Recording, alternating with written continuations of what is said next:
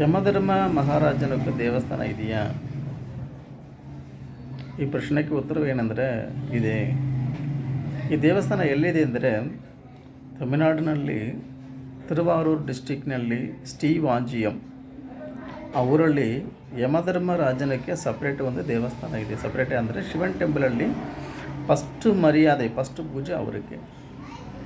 ಏನಕ್ಕೆ ಯಮಧರ್ಮರಾಜನಿಗೆ ದೇವಸ್ಥಾನ ಮಾಡಿದ್ದಾರೆ ಅಂದರೆ, ಒಂದು ಕಾಲದಲ್ಲಿ ಯಮಧರ್ಮರಾಜ ಶಿವನ ಹತ್ರ ಹೋಗಿ ಮಾತಾಡ್ತಾರೆ, ನನ್ನ ಮೇಲೆ ಎಲ್ಲರಿಗೂ ಭಯ ಇದೆ, ಅದರಿಂದ ನನ್ನನ್ನು ನೋಡಿ ಎಲ್ಲರಿಗೂ ಒಂಥರ ಬೇರೆ ಥರ ಅಂದ್ಕೊಂಡು ಒಂಥರ ರಾಕ್ಷಸ ಥರ ಭೂತ ಥರ ಅವರನ್ನು ಅಂದ್ಕೊಂಡಿದ್ದಾರೆ.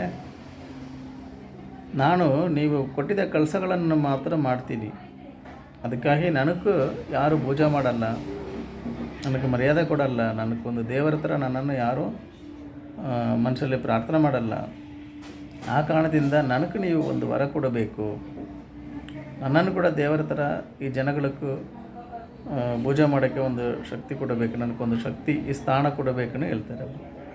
ದೇವರ ಥರ ನನಗೊಂದು ಸ್ಥಾನ ಕೊಡಬೇಕು. ಶಿವನನ್ನು ಅವಾಗ ಯೋಚನೆ ಮಾಡಿಬಿಟ್ಟು, ಸರಿಪ್ಪ ನಿಮಗೆ ಸ್ಥಾನ ಕೊಡ್ತೀನಿ ಬಿಟ್ಟು ಈ ಸ್ಥಳ ಸ್ಟೀವಾಂಜಿಯಂ ಸ್ಥಳಕ್ಕೆ ಯಮಧರ್ಮ ರಾಜನಕ್ಕೆ ಸಪ್ರೇಟಾಗಿ ಒಂದು ಸ್ಥಳ ಕೊಟ್ಟಿದ್ದಾರೆ. ಇವಾಗಲೂ ಈ ದೇವಸ್ಥಾನ ಹೋಗಿದ ತಕ್ಷಣ ಫಸ್ಟು ಪೂಜೆ ಗುಪ್ತ ಗಂಗೆಯಿನ ಒಂದು ಕಲ್ಯಾಣ ಇರುತ್ತೆ. ಅಲ್ಲಿ ಹೋಗಿ ಕೈಕಾಲು ತೊಳ್ಕೊಂಡು ಬಂದು ಫಸ್ಟ್ ಯಮಧರ್ಮ ರಾಜನನ್ನು ನಮಸ್ಕಾರ ಮಾಡಿಕೊಂಡು ಒಳಗಡೆ ಹೋಗಬೇಕು.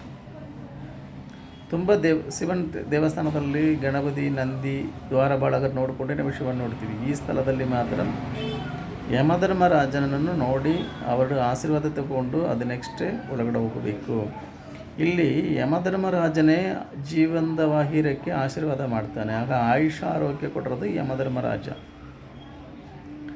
ಏನಂದರೆ ನಿಮ್ಮ ಕರ್ಮಗಳನ್ನು ತಿರ್ಸ್ಬಿಟ್ಟು ಪುಣ್ಯಾತ್ಮವಾಗಿ ನಿಮ್ಮ ಆತ್ಮಗಳನ್ನು ರಿಫ್ರೆಶ್ ಮಾಡಿಕೊಟ್ಟಿರೋದು. ಅದು ಒಂದು ಪುಣ್ಯಾತ್ಮ ಥರ ನಿಮ್ಮನ್ನು ಚೇಂಜ್ ಮಾಡ್ತಾನೆ. ಅದಕ್ಕೆ ಈ ಸ್ಥಳ ತುಂಬ ಒಂದು ಪುಣ್ಯ ಸ್ಥಳ. ಬಟ್ ಈ ಸ್ಥಳ ಎಲ್ಲರೂ ಹೋಗೋಕ್ಕಾಗತ್ತಾ ಅಂದರೆ ಆಗಲ್ಲ. ಅದು ನಿಜವಾಗಲೂ ಪುಣ್ಯಾತ್ಮವಾಗಿ ನಿಮ್ಮ ಆತ್ಮ ಚೇಂಜ್ ಆಗಬೇಕಂದ್ರೆ ಈ ಸ್ಥಳ ಹೋಗ್ಬೋದು.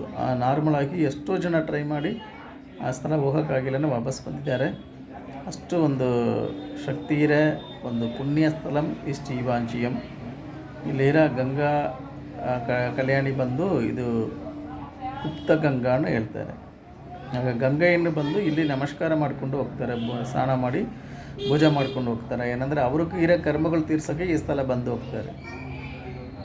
ಈ ಥರ ದೇವಾದಿ ದೇವರುಗಳನ್ನು ಬಂದು ನಮಸ್ಕಾರ ಮಾಡಿದ ಪೂಜೆ ಮಾಡಿದ ಸ್ಥಳ ಈ ಸ್ಟೀವಾಂಜಿಯಂ ಸ್ಥಳ.